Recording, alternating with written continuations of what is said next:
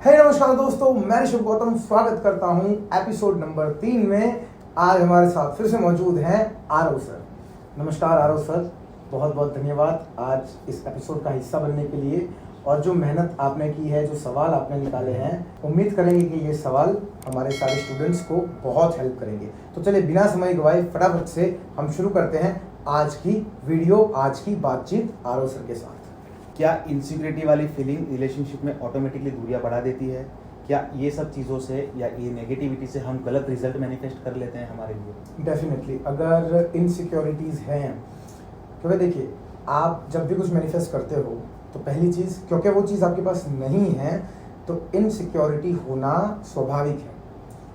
मैं या कोई भी व्यक्ति अगर किसी नीड में है, आवश्यकता में है, लैक में है किसी चीज़ की, तो ये इनसिक्योरिटी होना जायज़ है, क्योंकि मुझे वो चाहिए, इसलिए तो मैं मैनिफेस्ट कर रहा हूँ, राइट।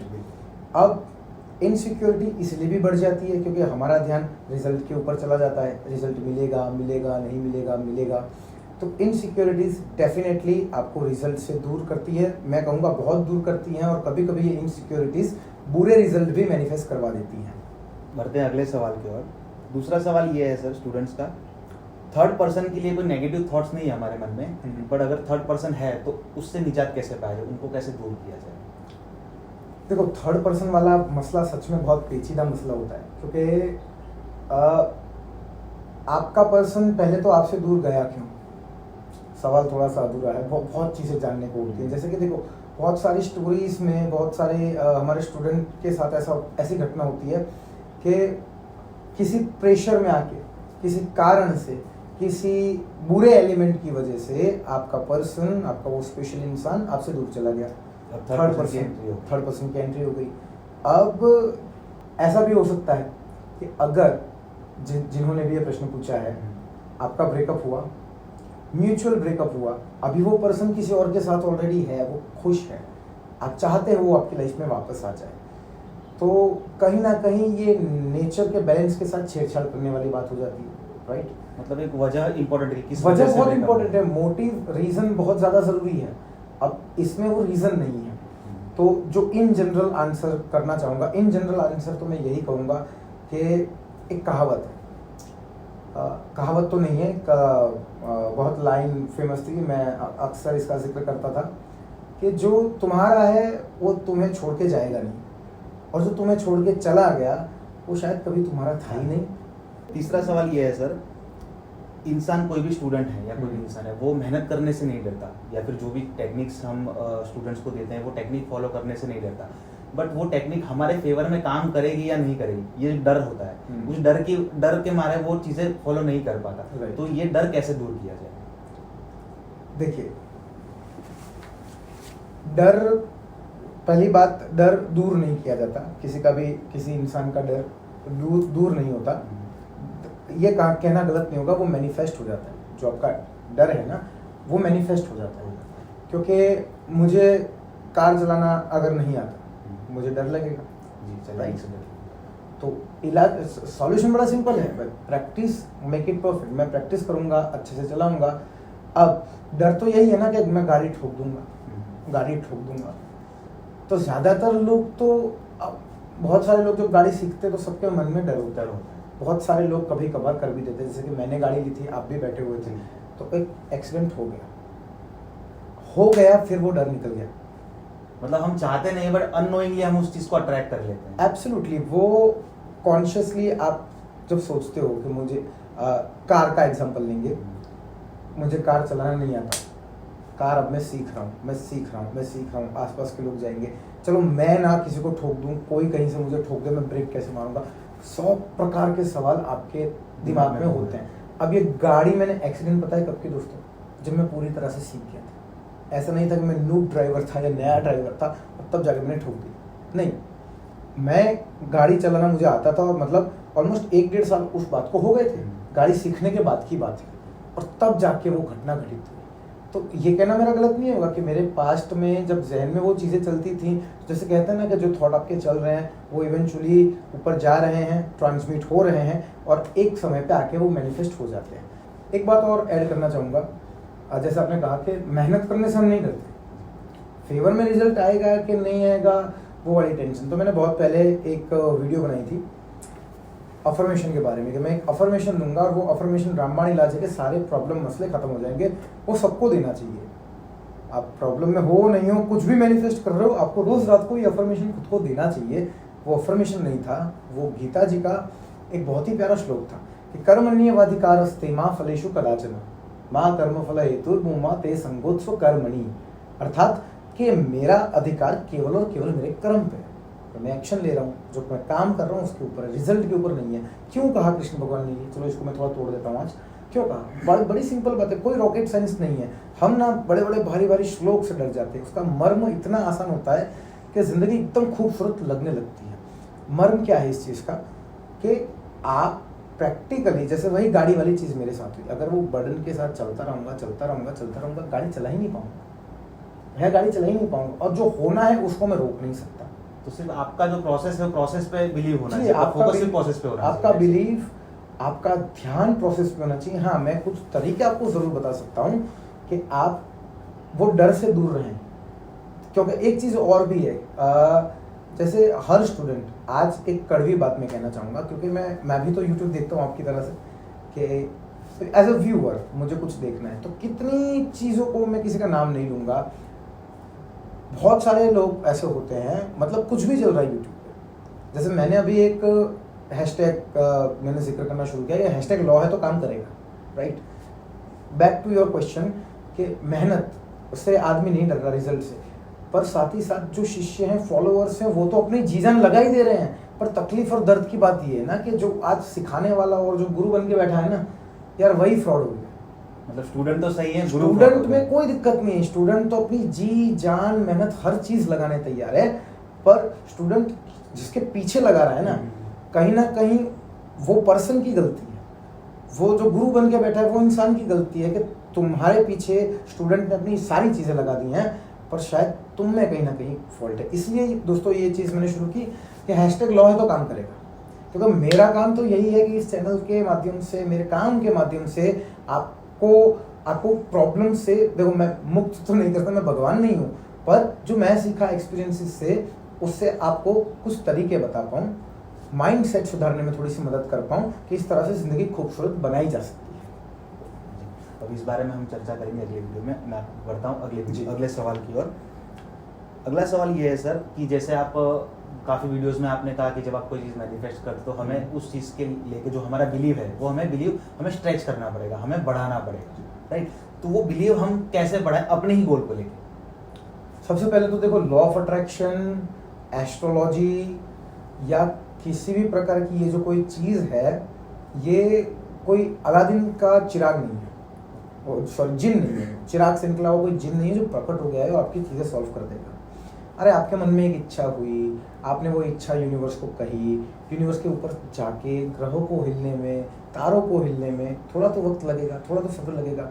गलती ये होती है कि आप पहले टारगेट ही इतना बड़ा रख लेते हो कि आप खुद, जो मैंने बात की कि बिलीफ स्ट्रेच, क्या होता है ये बिलीफ स्ट्रेच करना, ये आपको जांचना पड़ेगा खुद से। एग्जाम्पल, अगर मैं कोई जीवित व्यक्ति मैनिफेस्ट कर रहा हूँ, रिलेशनशिप की मेरी प्रॉब्लम है, ज़्यादातर अधिकतम लोगों को वही परेशानी होती है, क्योंकि भौतिक चीज़ों के लिए तो मैं कहता हूँ कि भौतिक चीज़ें मैनिफेस्ट करना बहुत आसान है, वहाँ बिलीफ को स्ट्रेच करने के टूल्स भी आपके पास है। पर जब पर्सन की बात आती है ना, एक पर्सन की, तो दिक्कत हो जाती है।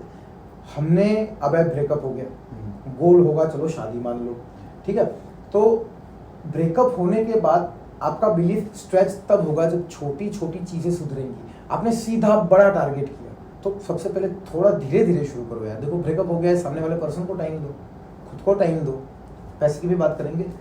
तो पहली चीज़ क्या है, कितना टाइम लगेगा ये डिटेल बिलीव करने में कि वो मेरी ज़िंदगी में आ गया, या तो उसका कोई कॉल आ जाएगा, या तो कोई मैसेज आ जाएगा, या तो कोई आदमी आपको आके कह देगा कि आ गए हैं, राइट। परिस्थिति बदलने में वो 1 सेकंड लगता है, सिर्फ 1 सेकंड, लेकिन वो 1 सेकंड तक पहुंचने के लिए जो स्टेप्स हैं ना, वो बहुत छोटे छोटे हैं। तो अपने बिलीफ को स्ट्रेच करने के लिए हमेशा छोटे छोटे कदमों से आगे बढ़ो। वो अमिताभ बच्चन जी की बड़ी प्यारी पिक्चर है, वो हिमालय पर्वत को जाते एवरेस्ट के ऊपर, तो ऊंचाई है, तो एक सांस एक कदम, एक सांस एक कदम, और ऐसे पहाड़ पार हो जाते हैं। तो दुनिया में ऐसी कोई चीज़ नहीं बनी जिसे आप मैनिफेस्ट नहीं कर सकते, लेकिन अब चलना सीखो, धीरे धीरे शुरू करो। फिर एक चीज़ होती है नेगेटिविटी। नेगेटिविटी आपको दिखाई नहीं देती लेकिन है, एग्जिस्ट कर। पॉजिटिविटी आपको दिखाई नहीं देती लेकिन है। अगर आपके सामने इतने प्यार से मुस्कुरा दो तो कहोगे ये क्या पॉजिटिव बनता है, और ऐसे गुस्सा कर लो तो कहोगे क्या नेगेटिव बनता है। तो कहाँ है ये सारी चीज़ें? अंदर है, आपके अंदर है, दिमाग में, मन में। राइट। तो इसी तरह से जो बिलीफ है ये कहाँ है? ये अंदर है। ये स्ट्रेच कैसे होगा? बड़ा सिंपल सा उदाहरण है। जितने सारे लोग ये वीडियो देख रहे हैं, आप सबसे पहले अगर रिलेशनशिप वाली प्रॉब्लम में हो ना, तो सबसे पहले अपने अंदर पीस बना के एक छोटा सा मैसेज मैनिफेस्ट करने की ट्राई करो। मतलब छलांग नहीं लगानी, हमें छोटे छोटे कदमों से चलना है। एग्जैक्टली, आपको छलांग नहीं लगानी है। ये कोई ओलंपिक नहीं है, ये कोई रेस नहीं है। उसके बाद सबसे पहले मैनिफेस्ट खुद के लिए करो ना। नींद नहीं आ रही थी इतने टाइम से, एक अच्छा सपना मैनिफेस्ट करो उस इंसान के साथ, वो तस्वीर मैनिफेस्ट करो। पैसे की बात है, बड़ा गोल है, तो मैं कहता हूँ हार्ड कैश के रूप में बड़े गोल मैनिफेस्ट नहीं होते। भैया मुझे भी ज़रूरत है, आपको ज़रूरत है, हर इंसान को ज़रूरत है। तो पैसा कैसे मैनिफेस्ट होता है? आपके वहाँ पे भी छोटा गोल, जो पैसा या कोई भौतिक चीज़ मैनिफेस्ट करना चाहते हो, उन सबके लिए मैं एक चैलेंज दे रहा हूँ आपको। आप सब आज ये वीडियो पॉज करके 15 से 20 मिनट मात्र एक छोटी रकम मैनिफेस्ट करने की कोशिश करो। 100 रुपये, 20 रुपये, 50 रुपये, 1000 रुपये, जितना आपका बिलीफ आपको अलाउ करे। ये है पहला एक्शन, ये है पहला स्टेप। और ये मैं डेफिनेटली दावे के साथ कह रहा हूँ। और चलो टेक्निक क्या करनी वो भी बता देता हूँ। कुछ नहीं है, पॉज कर लो वीडियो, आंखें बंद कर लो, गहरी सांस लो मेरे साथ,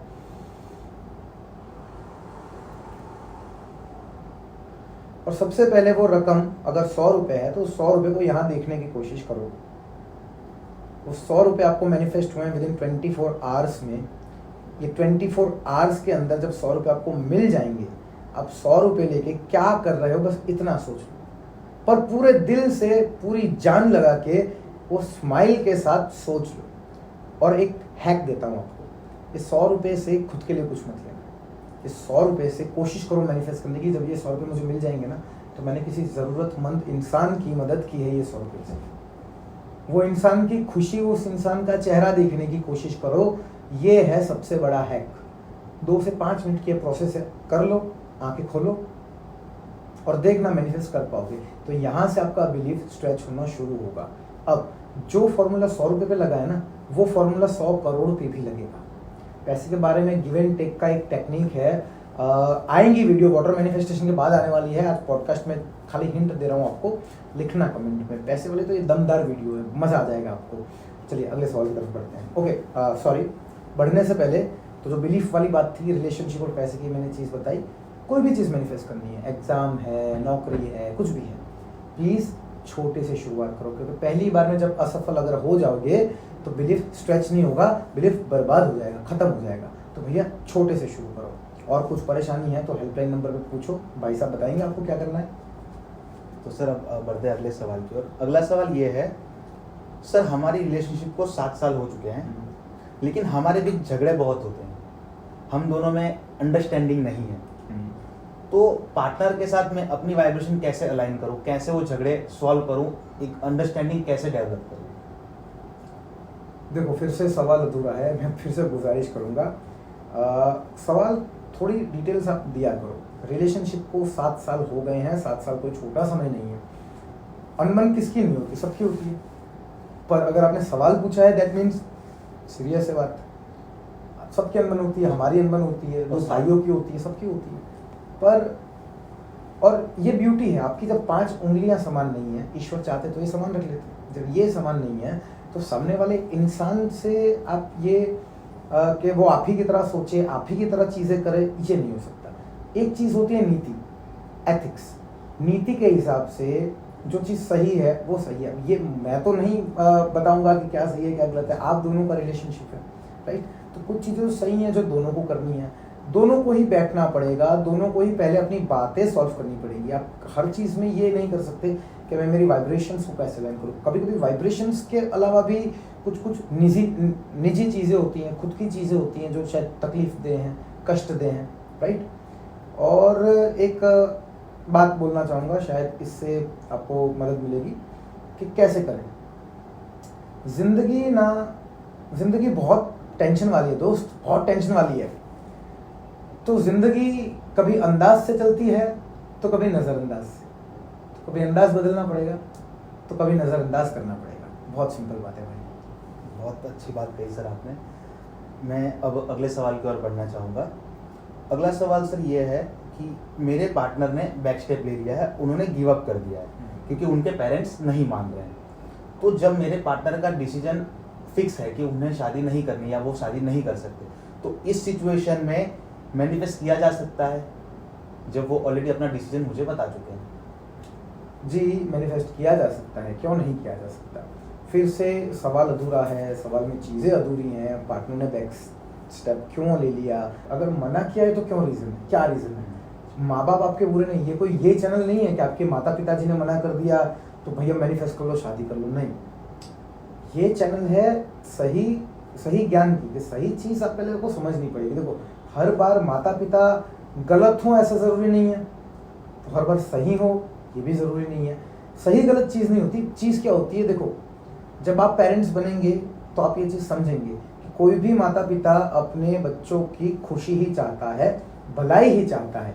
कभी कभी वो खुशी भलाई में चीज़ें थोड़ी सी टफ हो जाती है, रफ हो जाती हैं, जो कभी उन्होंने एक्सपीरियंस नहीं की। आपकी उम्र होगी 20 साल से ज़्यादा, मान लेते हैं, चलो एक्स नंबर 25 साल। आपके पेरेंट्स की उम्र होगी 50 साल, 55 साल, 60 साल, ज़्यादा उम्र है। तो 55 साल और 25 साल में 25 सालों का अंतर है। आपको नहीं लगता कि ये गैप जो है, ये एज गैप, ये समझ का गैप, ये काफ़ी डरावना गैप है? क्योंकि देखो, उनके समय में फ़ोन भी नहीं थे ना। आज आपके पास फ़ोन है भैया। 25 साल पहले अगर दिल्ली के शहर के पास, चलो दिल्ली की तो बात करता हूँ, सूरत की बात करता हूँ, सूरत में रहते हैं। हमारे सूरत के पास छोटा सा शहर है नवसारी। तो 25 साल के पहले नवसारी में अगर कोई घटना घटती है तो सूरत में खबर आते आते 2 दिन लग जाते थे। आज दुनिया जहाँ में कहीं भी कुछ हो रहा है, मुझे तुरंत पता चल जा रहा है मेरे फ़ोन के माध्यम से। तो ये चेंज आया है ना, पहले के समय में आज के समय में परिस्थितियाँ और सोच में बदली अंतर है। है। तो माता पिता को हो सकता है कि वो आपको बोल रहे हैं चलो इनसे शादी मत करो। क्या रीज़न है, क्यों रीज़न है, क्यों मत करो? कास्ट का रीज़न हो सकता है। कास्ट के रीज़न में मैं बिलीव नहीं करता। कास्ट की वजह से भाई किसी की शादी ना हो, ये बात गलत है, क्योंकि हम सब उस परमात्मा की औलादे हैं। हम, मेरे में ईश्वर है, आप में ईश्वर है, सब में ईश्वर है। कास्ट वाली चीज़ की समस्या है, we are ready to help. पहले समझाओ उन्हें, राइट। इसके अतिरिक्त क्या समस्या है, जब तक वो डिटेल में नहीं पता चलेगी तो मेरा फिर कुछ भी कहना, क्योंकि देखो मेरी बातें आप फॉलो भी करते हो, कितने लोग ज़िंदगी खूबसूरत बना रहे, तो मैंने ज़्यादा मेरी कोई भी ऐसी बात से किसी भी बच्चे को कोई गलत मैसेज पहुँचे, हम सही मैसेज मैं देना चाहता हूँ। अगर कोई सच में ऐसी प्रॉब्लम है जहाँ नीति के हिसाब, मैंने क्या कहा, कुमार विश्वास जी एक बात कहते हैं श्री रामचंद्र जी के लिए कि श्री रामचंद्र जी ने हमेशा नीति का सम्मान किया, धर्म का सम्मान किया, कि नीति जो है वो, उनके पिताजी जब स्वर्गवासी हो गए तो उसके बाद चाहते तो अयोध्या आ जाते, नहीं आए, क्यों? नीति का सम्मान किया। पूरी जनता कह रही थी चलो चलो चलो भगवान, नहीं, जनता का भी सम्मान, बात वो नहीं कि जनता सही है, ये सही है, नहीं, नीति सही है। नीति क्या कहती है, धर्म क्या कहता है। इसी प्रकार से आपकी परिस्थिति में अगर नीति आपके फेवर में है तो डेफिनेटली सारी चीज़ें हो जाएंगी। पार्टनर अगर बैक स्टेप ले लिए, कोई कास्ट वगैरह की कोई परेशानी थी इसलिए पेरेंट्स नहीं माने, तो भी वो मैनिफेस्ट हो जाएंगे, कोई दिक्कत नहीं, क्योंकि वो भी अपने मन से थोड़ी बैक स्टेप हुए हैं। वजह भी तो important है। वजह इंपॉर्टेंट है, वजह क्या थी, तो अपनी वजह के ऊपर फोकस करिए। बाकी मैनिफेस्ट तो कुछ भी हो सकता है भाइयों, उसकी टेंशन नहीं है। बहनों, आपको भी कहूँगा, आप कहेंगे सर भाई भाई कर रहे, नहीं, भाई बहन दोनों। ठीक है सर, कोशिश करेंगे अगली बार कोई सवाल आए तो मैं आपको डिटेल में पूछ पाऊँ जी, ताकि आप हम स्पेसिफिक आंसर दे पाए, एक सही जवाब हम स्टूडेंट तक पहुंचा पाए। तो इससे क्या होगा कि देखो, आप जितने गहन सवाल पूछोगे, जितने गहरे डिटेल में वो सवाल आएंगे, आप सवाल पूछ के भी किसी और का भला कर रहे हो। क्यों? ये वीडियो कहाँ जाएगी, कौन देखेगा, मैं नहीं जानता, पर इस सवाल के माध्यम से और शायद मेरे जवाब के माध्यम से बहुत सारी जिंदगियाँ खूबसूरत बनेंगी, ये मैं ज़रूर जानता हूँ। तो सवाल कृपया थोड़ी और डिटेलिंग में आप पूछिए, डिटेल्स दीजिए मुझे, फिर देखिए ज़िंदगी कैसे खूबसूरत बनती है। चलो बढ़ते हैं अगले सवाल की ओर, जो आज का आखिरी सवाल है। जी, हम दोनों की फैमिली ने शादी के लिए मुलाकात की और जब कुंडली मैच हुई, जब कुंडली मैच करवाई तो किसी वजह से कुंडली नहीं मिली जी, तो अब इस शादी के लिए दोनों फैमिली अगेंस्ट हो गई कि कुंडली मैच नहीं हो रही। तो इस सिचुएशन में लॉ ऑफ अट्रैक्शन से शादी हम कर सकते हैं, शादी मैनिफेस्ट कर सकते हैं, जबकि कुंडली हमारे फेवर में नहीं है। लॉ ऑफ अट्रैक्शन की क्या ज़रूरत है? लॉ ऑफ अट्रैक्शन के बिना भी शादी तो कर ही लेते हैं लोग, राइट। लॉ ऑफ अट्रैक्शन से शायद शादी करनी है, दैट मीन्स परिवार को राजी करके शादी करनी होगी, दोनों के सेम पेज पे आके शादी करनी होगी, क्योंकि शादी करने वाले तो वैसे भी नहीं रुकते भैया। तो बात ऐसी है, अगर कुंडली और एस्ट्रोलॉजी की बात आती है ना, और देखो बहुत सारे सेलिब्रिटी आजकल एस्ट्रोटॉक वगैरह की ये सब ऐड कर रहे हैं, मुझे बहुत दुख होता है इस चीज़ के लिए। मैं खुद ब्राह्मण हूँ, मैं खुद कुंडली देखता हूँ, क्योंकि मेरे दादाजी एक बात बोलते थे कि ज्योतिष कभी गलत नहीं होता, कभी गलत नहीं हो सकता, ज्योतिषी गलत होता है, एस्ट्रोलॉजी कभी गलत नहीं हो सकती, एस्ट्रोलॉजर शायद गलत हो सकता है। तो अगर कुंडली, पहले आप ये समझो कि कुंडली मैच नहीं हुई मतलब क्या, दोनों जो लड़का है जो लड़की है, दोनों की कुंडली में जब मैच करते हैं तो गुण देखे जाते हैं, कितने गुण मिल रहे हैं। अब जो गुण, ये गुण क्या है, ये गुण आपको आपकी आने वाली लाइफ का प्रेडिक्शन देते हैं कि जब दोनों पक्ष की शादी होगी तो दोनों की संतान, जो बच्चे होंगे वो कैसे होंगे, आने वाला जीवन कैसा होगा। अगर लड़के ने शादी की तो लड़की की कुंडली से लड़की के ऊपर क्या प्रभाव होगा, शारीरिक प्रभाव क्या होगा, मानसिक प्रभाव क्या होगा, ये सारा प्रेडिक्शन के लिए कुंडली मैच करी जाती है कि क्या क्या इशू आएंगे। तो डेफिनेटली जहाँ पे कुंडली की थोड़ी समस्या है, दिक्कतें हैं, तो इसका मतलब ये लास्ट ऑप्शन नहीं है कि शादी होगी ही नहीं। वहां पे भी चीजें डिफर करती हैं, आपका एस्ट्रोलॉजर कितना स्ट्रांग है उसके ऊपर चीजें डिफर करती है, क्योंकि इस संसार में, इस जगत में मैं इस चीज पे, इस डिटेल पे बिलीव नहीं कर सकता कि मतलब कुछ बुरा हो जाए, क्योंकि ईश्वर ने, भगवान ने आपका बुरा करने के लिए कुछ नहीं किया। आप दोनों मिले भी थे, कुंडली मैच नहीं हुई, ये तो कोई ऐसा सोच के भगवान ने नहीं ये चीज बिठाई थी। जैसे मैंने फिर से कहा कि एस्ट्रोलॉजर आपका कैसा है जिसने कुंडली निकाली है, क्योंकि हर चीज का सॉल्यूशन और समाधान है। कुछ चीजें हैं, कुछ बहुत टफ चीजें हैं, किसी और वीडियो में बहुत डिटेल में बात करूंगा कुंडली की, कि जहां पे मैं खुद सजेस्ट करता हूं कि मत करो शादी, मैं खुद सजेस्ट करता हूं। लेकिन फिर अगेन वही बात कहूंगा कि कुंडली में ना मेरे हाथ में कुंडली है ना कैसी है, तो अभी मतलब किस संजोग में करनी चाहिए नहीं करनी चाहिए। और मैं ये भी कहूंगा कि मेरी बात पत्थर की लकीर नहीं है। विश्वास, आप इतना प्रेम देते हो, इतना सम्मान देते हो, बहुत बहुत कृतज्ञ हो। कोशिश यही रहती है कि सही चीज आपके तक पहुंचे। तो आपको भी थोड़ा जानना चाहिए, आप भी थोड़ी जानकारी लीजिए। ऑनलाइन और भी चीजें अवेलेबल है, आपको भी थोड़ी जानकारी होनी चाहिए, कहाँ असर करती है, अगर मंगल भारी है तो क्या है, राइट। तो पहले आप, सॉरी मैं रुकना चाहूंगा वरना फिर मैं ना लिंक टूट जाएगी मेरी, फिर कुंडली वाली बातें आती है ना, तो मुझे फिर बहुत सारी चीजें मन हो जाता है करने का, फिर मेरा अंदर का ब्राह्मण और ज्योतिषी जग जाता है। तो मैं जो कह रहा था कि आप ना, सबको पंडित बनने की जरूरत नहीं है, राइट। पर आपकी राशि क्या है, जैसे कि अब मेरी राशि है तुला, मेरा जो स्वामी है वो है शुक्र, मेरी राशि में जो स्वामी बन के बैठे हैं वो शुक्र। तो आपकी राशि का स्वामी कौन है आप पता लगा लो, आपके पार्टनर की राशि का स्वामी कौन है पता लगा लो, बहुत छोटी छोटी चीज़ है। तो बेसिक आपको थोड़ा पता होना चाहिए। उसके बाद अगर कुंडली मैच नहीं कर रही है, इसका मतलब ही नहीं खत्म ही होगी बात। सॉल्यूशंस हैं, रेमेडीज हैं, बहुत सारी चीज़ें हैं, हम कर सकते हैं। लेकिन उसके लिए मैंने फिर से कहूँगा, बहुत बार कहूँगा, एस्ट्रोलॉजर स्ट्रांग होना चाहिए। और फिर वापस वो पहला सवाल कि आजकल शिष्य या स्टूडेंट्स तो अपनी जी जान लगाने तैयार है, पर दुख की बात यह है कि जो गुरु है ना, वही सब फ्रॉड हो गए हैं। तो एक लास्ट चीज़ आ रही थी याद, पर चलो कभी कुंडली वाली वीडियो जब लाऊंगा ना, मस्त वीडियो आएगी, तब बात करेंगे इस बारे में। हाँ, समाप्त करते हैं। आखिरी सवाल आपका फिर से, अगर कुंडली मैच नहीं कर रही है, बहुत गहन समस्या है, दिक्कत वाली चीज़ है, तो मान ही लेना बात, भैया मत करना। पर कुछ चीज़ें हैं, अगर कुंडली आती तो मैं डेफिनेटली खोल के बता देता कि भाई क्या करना है, कैसे करना है, कर लो नहीं कर लो। क्योंकि एक बात हमेशा याद रखना इस वीडियो के साथ, ज्योतिष कभी गलत नहीं होता, ज्योतिष ही गलत हो सकता है। तो ये थे आज के सवाल। अब आपके और कुछ सवाल हैं, मैं इंतजार कर रहा हूँ, हमारी पूरी हेल्पलाइन टीम इंतजार कर रही है। तो जल्द से जल्द आप कमेंट कीजिए, हमें हेल्पलाइन नंबर पे मैसेज कीजिए आपके क्या सवाल है। तो अगले वीडियो में हम उसी सवाल पे चर्चा करेंगे ऋषभ सर के साथ। जो भी आपके कमेंट्स होंगे, कमेंट्स में तो मैं आ ही रहा हूँ, कमेंट को भर दीजिए अपने सवालों से। आपसे मिलूंगा मैं अगले वीडियो में, तब तक के लिए जय हिंद, जय भारत और जय श्री कृष्ण।